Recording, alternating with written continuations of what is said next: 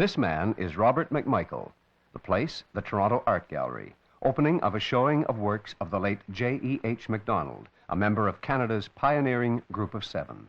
The painting is Leaves in a Brook, one of nearly 200 Canadian works hanging at Tapawingo, the Kleinburg, Ontario home of Robert and Signe McMichael. Only a few miles from Metro Toronto, Tapawingo and the collection now belong to the people of Ontario and Canada, a gift of the McMichaels.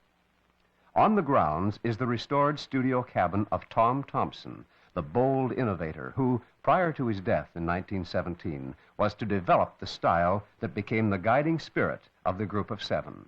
Inside sits his original easel. The McMichael Mansion, the art collection, this cabin, and the surrounding property given to the Government of Ontario by Mr. and Mrs. McMichael form the keystone in a 600-acre Conservation Authority parkland. Beginning next year, the public will be admitted to the home on Sundays from May through September. The lofty windows of Tapawingo, set into walls of hand-hewn timbers, look out over scenes of rolling woodland. On the walls hang one of the greatest private collections of Canadian art.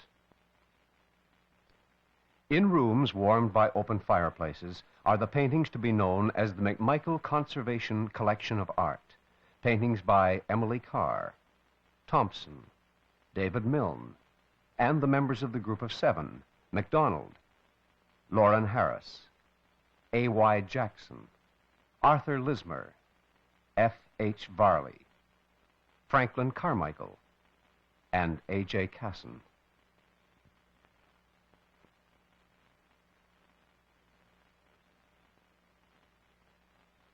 Antique furnishings and Canadian artifacts fill the gracious home.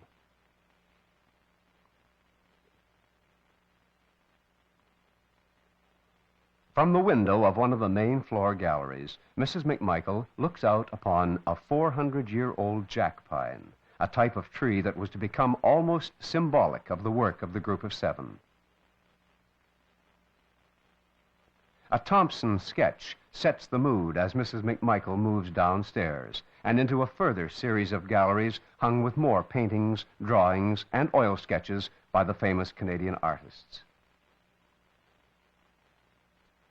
At the foot of the stairway is an A.J. Casson painting of Thompson's cabin.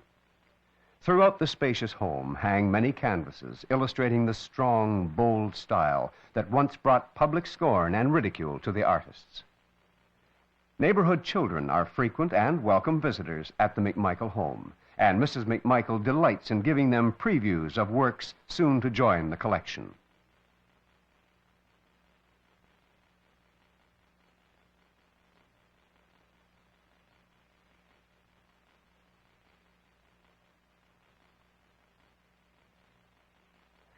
A favorite with these boys is the large Emily Carr canvas in one of the upstairs galleries.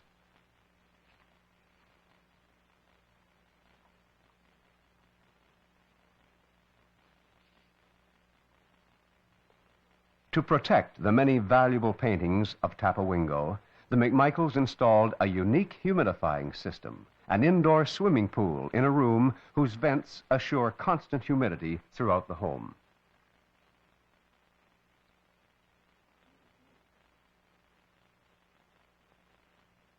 Latest addition to Tapawingo is a 3-story, 5,000-square-foot wing which will contain 4 new galleries for the collection's continuing expansion. Workmen use broadaxes in a time-tested technique to hew and fit the huge timbers which will form the walls of the new rooms. This home and collection, in a setting of idyllic beauty, is the truly magnificent gift of Robert and Signe McMichael to the people of their nation.